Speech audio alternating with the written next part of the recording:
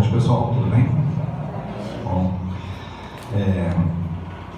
uma proposta difícil essa nossa, né? Uma proposta, no mínimo, corajosa,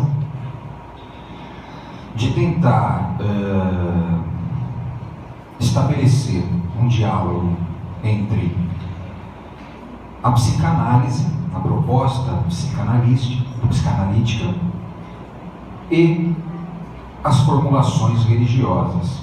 Então, nós vamos ter aí várias pessoas para trazer temas interessantes sobre essa possibilidade de diálogo, né, entre essas duas áreas do pensamento humano. E então eu gostaria de fazer uma introdução com três tópicos importantes para essa reflexão. O primeiro tópico é o seguinte: esse evento não se trata de maneira alguma de uma tentativa de conversão, sabe isso? Nós não estamos aqui tentando pregar uma religião específica, ou seja lá qual for, tentando convencê-los de que a religião é uma coisa boa, de que a religião é isso, aquilo outro, ou tentar provar, por exemplo, a existência de Deus, ou coisa que o valha. Não é essa a intenção, né? Apesar de que hoje nós temos aí até propostas como de um pensador contemporâneo chamado Amit Goswami, não sei se vocês já ouviram falar, da física quântica, que tem publicações, por exemplo, tentando mostrar evidências científicas da existência de Deus. Um livro que, inclusive, o título é justamente esse. Mas não é esta a nossa proposta hoje. A proposta de hoje, ela vai para além disso. Essa proposta de hoje, inclusive, tem como pressuposto de que as pessoas que estão aqui já tenham uma concepção, não é, de Deus, já tenham a sua fé, já tenham o seu mínimo conhecimento dentro das formulações religiosas e vieram aqui para ver como é que a gente poderia fazer esse diálogo entre psicanálise e formulações religiosas. Da mesma forma que a religião, o pressuposto de que vocês já tenham essa formulação religiosa em vocês, também imaginamos, né? Imaginamos que vocês também tenham alguma noção do que é psicanálise, não é? Então, a primeira ideia que eu gostaria de lançar é que não se trata aqui de uma tentativa de convencimento de que a religião é uma coisa boa para qualquer pessoa. Tudo bem? Outra coisa, nós estamos aqui dentro de uma instituição católica, sabemos aqui que essa instituição é católica, no entanto, não estamos pregando a formulação religiosa exclusivamente dentro do catolicismo. Tudo bem?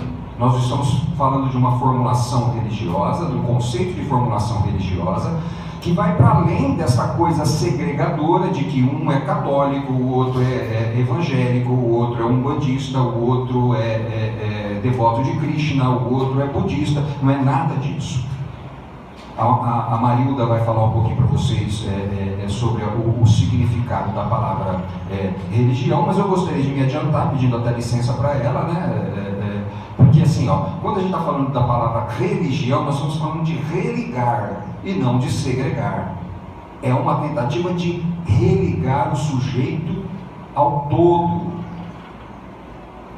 Percebe? Então é isso. Se a gente tiver alguma ideia aqui de querer dizer, olha, a minha religião é mais bonita que a tua, então é melhor você ir torcer para um time de futebol que fica mais bacana. Não é essa a proposta aqui, de maneira alguma. Tudo bem? Segundo ponto, e muito importante. Aí você vai dizer assim, professor, olha só, eu vim aqui na realidade porque religião e psicanálise é quase um contrassenso. contrassenso, não é? Porque quantas obras o Freud não escreveu criticando a religião? E em quantas obras ele não escreveu tecendo críticas à religião? Não é isso? Só que assim, o Freud ele tinha uma relação com a religião extremamente particular. E aqui também vale dizer que nenhum ser humano é digno de idolatria. E o Freud não foi perfeito, está longe de ser um ser humano perfeito, se é que existe um ser humano perfeito. Eu ainda não encontrei. Então, a psicanálise freudiana tem suas falhas, pôde ir até onde conseguiu ir, e é por isso que nós temos uma corrente de pensadores psicanalíticos. No GEPA, por exemplo, a gente segue Freud, Melanie Klein, Bion e Winnicott. Então, são pensadores que vieram expandir esse pensamento justamente naquilo que o outro foi limitado. E a proposta do GEPA é, inclusive, ir para além destes que eu citei aqui. Humildemente e ao mesmo tempo corajosamente indo para além deles, porque acreditamos que a psicanálise só se mantém viva através de novas ideias, de expansões corajosas. Faz sentido, gente? Então, a ideia do Freud enquanto religião, ele tem uma obra de 1928, que acho que a Alessandra vai citar um pouquinho, que é o futuro de uma ilusão. E nessa obra, ele traz a ideia de que a religião é uma ilusão em massa, é uma alucinação em massa. Não é dessa religião que nós estamos falando aqui. A formulação religiosa da qual será tratada, está sendo tratada aqui, é o contrário da ilusão. É mais um recurso que pode trazer para você a possibilidade de um acordo com a realidade. Essa religião ela não te traz garantias. Ela não é um consolo, um conforto. E aí vale dizer que nós estamos falando aqui do sujeito que usa a religião de maneira madura. Percebe? Qual que é a diferença desses dois sujeitos? Sabe aquele devoto, devoto entre aspas, que chega na igreja, ele nem terminou de rezar o Pai Nosso, ele está pedindo que ele precisa de dinheiro para pagar a conta de luz, ele precisava comprar um carro novo, sabe isso? Tem uns que rezam até em inglês, porque o pedido deles eles queriam em dólar. Sabe isso? Não é isso. A questão não é essa. A Bíblia não é um catálogo da Avon que você só abre a hora que você for fazer pedido. Não é isso. A questão não é esta religião. A religião que nós estamos tratando aqui é do sujeito maduro o suficiente para ser grato àquilo que Deus já proporcionou a ele. Maduro o suficiente para reconhecer que a maior parte dos problemas dele foi ele mesmo que plantou, e maduro o suficiente para se colocar à disposição de ser um instrumento da graça divina. É desta religião que nós estamos falando aqui. E essa tem tudo a ver com psicanálise. Essa não é uma ilusão. Essa te coloca responsável por si mesmo e pelo mundo. Faz sentido, gente? Então é uma mudança catastrófica. Então não é uma ilusão, é o contrário. É colocar você de acordo com a realidade e assim, esse acordo com a realidade tem o pressuposto da maturidade emocional. O que é maturidade emocional? É aprender a perder.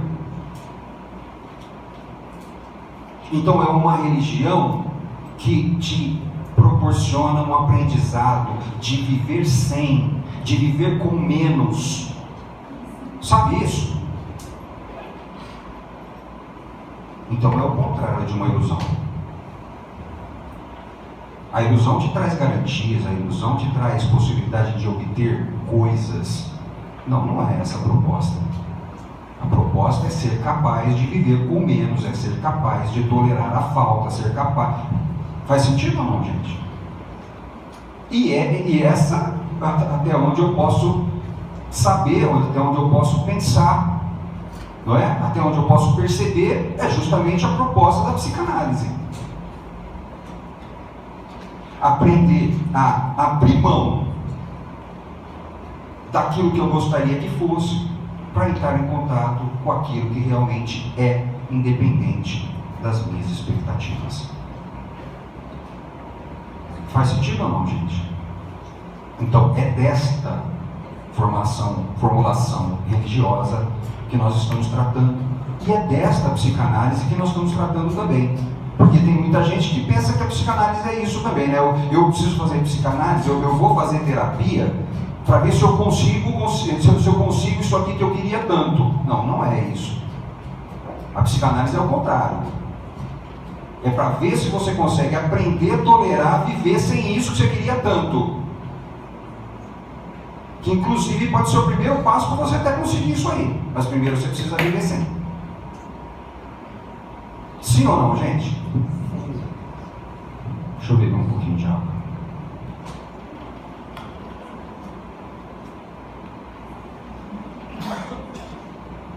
Então olha só, não estamos aqui querendo convencer ninguém de nada.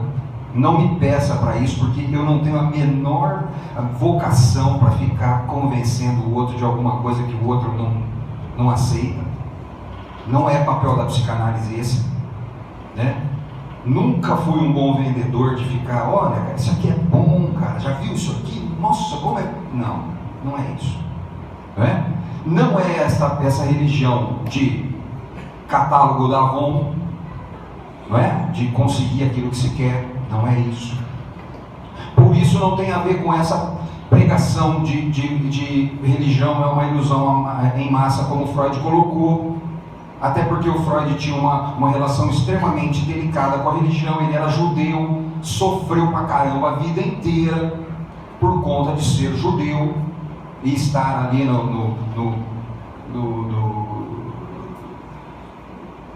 na Europa, ali naquele meio austro-húngaro, não é? Onde havia um preconceito enorme. A vida inteira dele foi permeada por golpes, pelo fato dele ser judeu. E, para quem não sabe, no final da vida dele, alguns meses antes dele morrer, Hitler tomou a Áustria, matou familiares dele, não é? E ele teve que ser expulso para a Inglaterra, da Áustria, onde ele foi acolhido pela Marie Bonaparte, a bisneta do Napoleão Bonaparte, lá em Londres, que acolheu, não é, o Freud, e ali ele passou alguns meses e morreu. Então, essa experiência que ele teve com a religião, não é? Trouxe com certeza inúmeros falsos conceitos, não é? Em relação à possibilidade da expansão que as formulações religiosas poderiam trazer para a própria psicanálise, não é?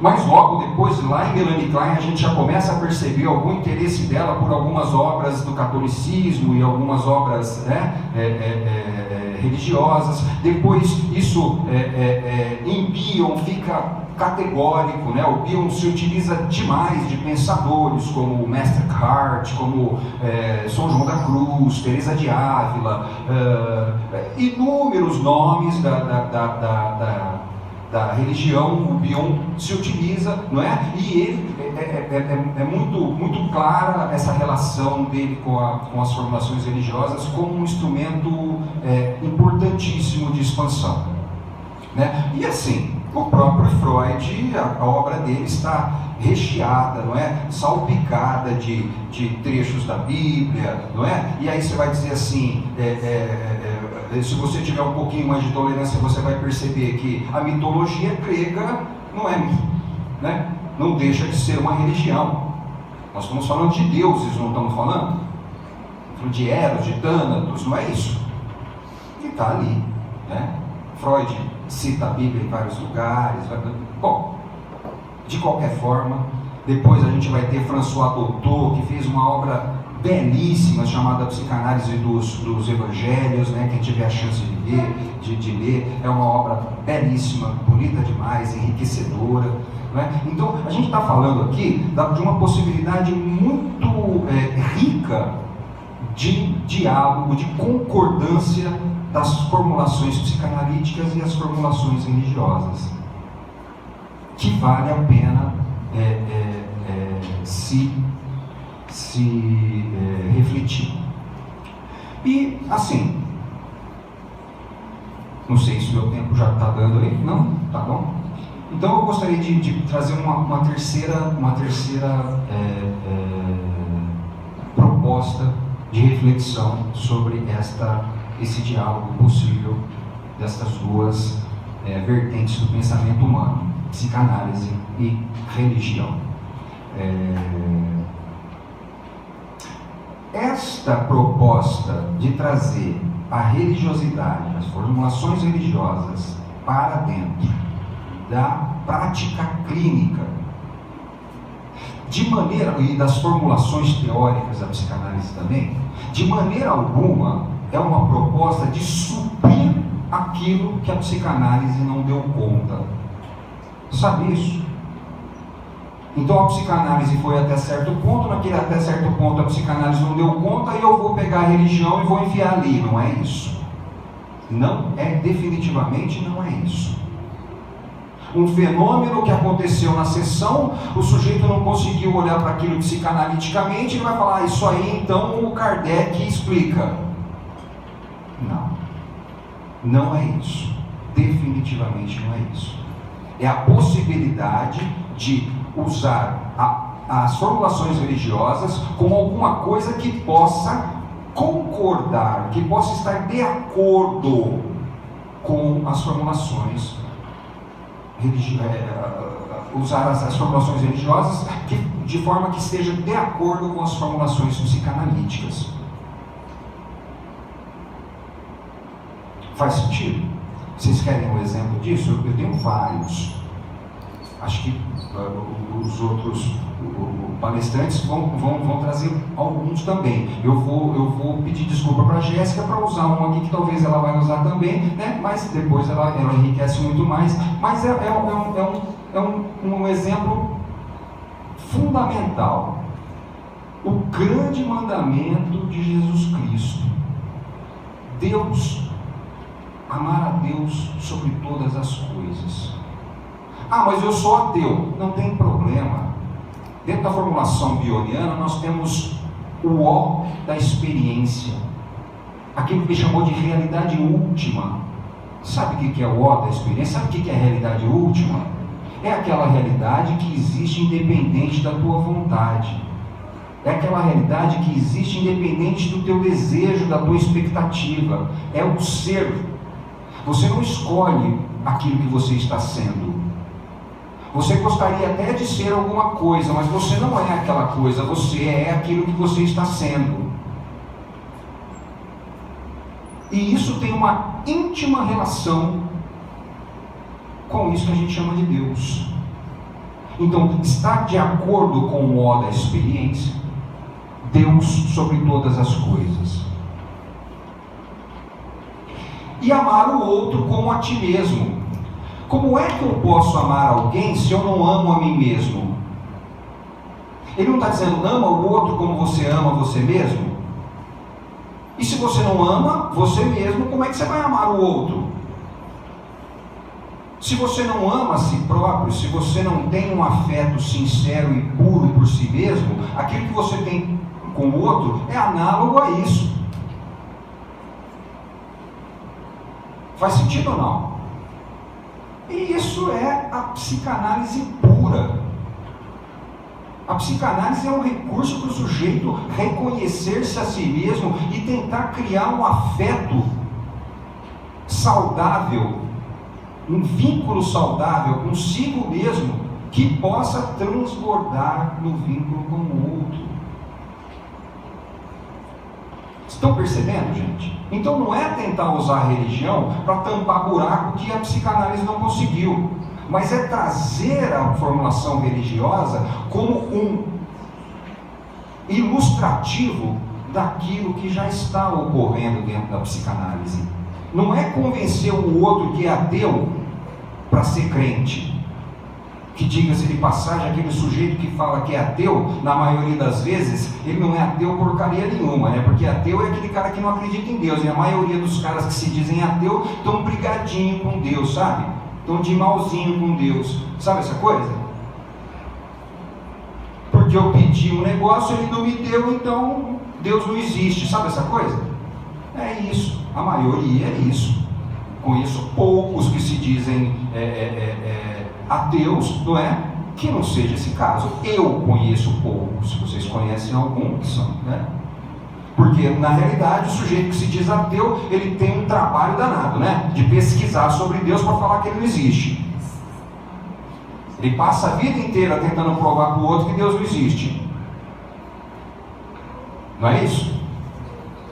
Sabe aquela coisa do cara que vive às custas do pai e fala, não preciso de ninguém, sou independente, não é? E mora na casa do pai, come na casa do pai, sabe isso? O ateu normalmente é isso aí.